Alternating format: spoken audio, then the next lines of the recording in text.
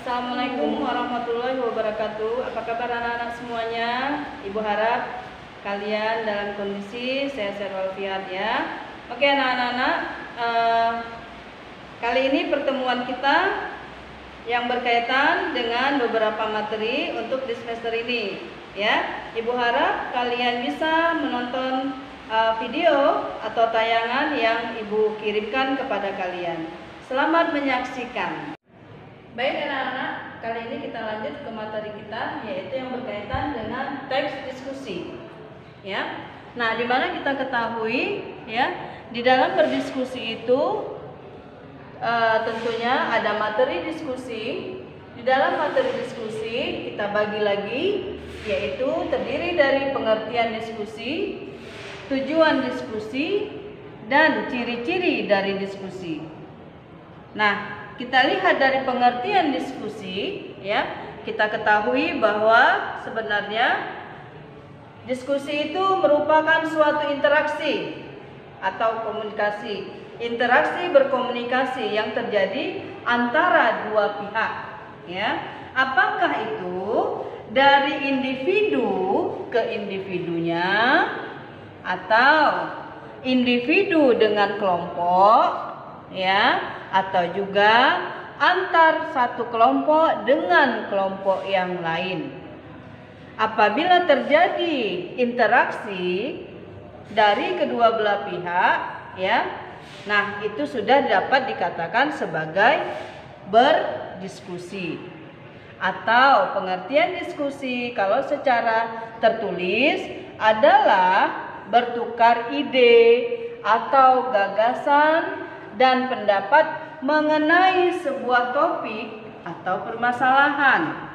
Tentunya kalian pernah berdiskusi sewaktu di sekolah, berdiskusi dengan adik, berdiskusi dengan kakak, dengan abang kamu, berdiskusi dengan orang tua ya. Nah, kamu bisa melihat sendiri pada saat kamu sedang berbicara, baik itu pembicaraan dengan menggunakan jangka waktu yang pendek ataupun yang panjang, maka itu sudah dapat dikatakan berdiskusi.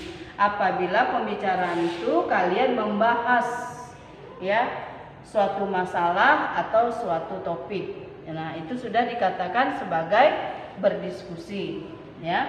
Nah, sementara di dalam diskusi itu kita lihat lagi, itu ada sebuah tulisan yang memberikan dua pendapat yang berbeda, baik itu yang bersifat pro ataupun kontra. Tahukah kalian apa itu pro, apa itu kontra? Pro itu berarti kita memihak ya. Nah, sementara kontra itu berarti kita menantang ya, bertolak belakang. Nah, jadi di dalam diskusi itu biasa kita jumpai yang bersifat pro dan kontra ya. Nah, terus kita kembali kepada tujuan diskusi. Tadi pengertian diskusi sudah Ibu jelaskan. Nah, sekarang kita kepada tujuan diskusi. Apa sih sebenarnya tujuan diskusi itu? Tujuan diskusi itu adalah untuk mencapai kata kesepakatan atau pemahaman yang sama, gagasannya atau pendapat. Dan itu gagasan atau pendapat itu munculnya dari beberapa pendapat yang bersifat pro tadi, atau dia memihak, menyetujui, ataupun yang bersifat kontra, yaitu menantang atau mengungkapkan rasa tidak setuju atau tidak senang ya. Nah, sehingga kedua belah pihak tersebut dapat menyimpulkan suatu permasalahan yang muncul, menyimpulkan dengan kata sepakat ya. Nah, itulah yang dimaksud dengan tujuan berdiskusi. Nggak usah jauh-jauh, kalian sendiri pernah diskusi tujuannya untuk apa? Tentu untuk mendapatkan kata sepakat ya. Nah, berikutnya setelah kita tadi ada tujuan diskusi, sekarang bagian yang ketiga yaitu ciri-ciri diskusi ya. Nah, ini nanti kalau nggak cukup waktunya kita lanjut di minggu depan, tapi Ibu hanya menjelaskan bagian garis besarnya aja. Di dalam ciri-ciri berdiskusi kita lihat ternyata ada strukturnya yang terdiri ya atas isu, Isu itu tahulah kalian berarti informasi yang belum bisa dipegang kebenarannya.